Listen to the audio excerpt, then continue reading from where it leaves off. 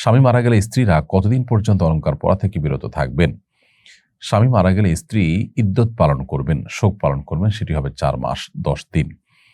এই ৪ মাস ১০ দিন ইদ্যত পালন করার কথা কোরআন কারিমে আল্লাহ রাব্বুল আলামিন নির্দেশ করেছেন। এই ইদ্যত পালনকালীন সময়ে তিনি অলংকার পরে সাজগোজ করা যেটা হয়ে থাকে বা অলংকার পরা যেটা, সেটা থেকে বিরত থাকবেন, অলংকার পরবেন না। শুধু অলংকার পরাই নয়, বরং তিনি এই ইদ্যত পালনকালীন সময়ে কোনো প্রকার সাজগোজ করবেন না।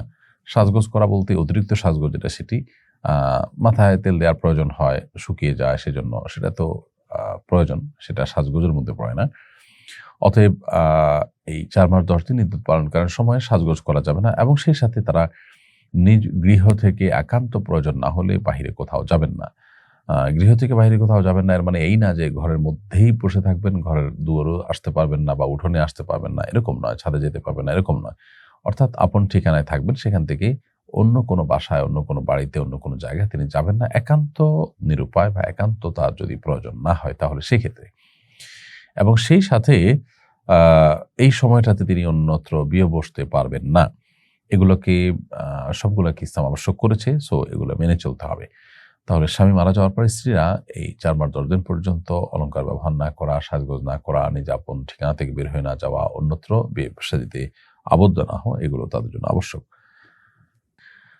মৃত ব্যক্তির খাটিয়া বহনের সময় ৪০ কদম পরপর নাকি কাঁধ পরিবর্তন করতে হয়, এটা কতটুকু সঠিক? মৃত ব্যক্তির খাটিয়া পরিবর্তনের সময় ৪০ কদম পরপর ডান ডান কাঁধে যারা নিচ্ছেন তারা বাম কাঁধে নিলেন, সামনে যারা নিচ্ছেন তারা পিছনে নিলেন, এরকম পরিবর্তন করার যে একটা কসরত আমরা দেখতে পাই, এর কোনো ভিত্তি কোরআন হাদিসে পাওয়া যায় না। তবে এটা ঠিক যে খাটিয়া যখন আমরা বহন করব, তখন লাশে খাটিয়া বহন করার সময় যদি কারোর কাঁধে ব্যথা অনুভব করেন, তিনি চাইলে কাঁধ পরিবর্তন করতে পারেন, ডানটা বামে নিতে পারেন, বামটা ডানে আনতে পারেন, সামনে থেকে পিছনে, পিছন থেকে সামনে যেতে পারেন। এটা নিছক জায়েজ একটি কাজ।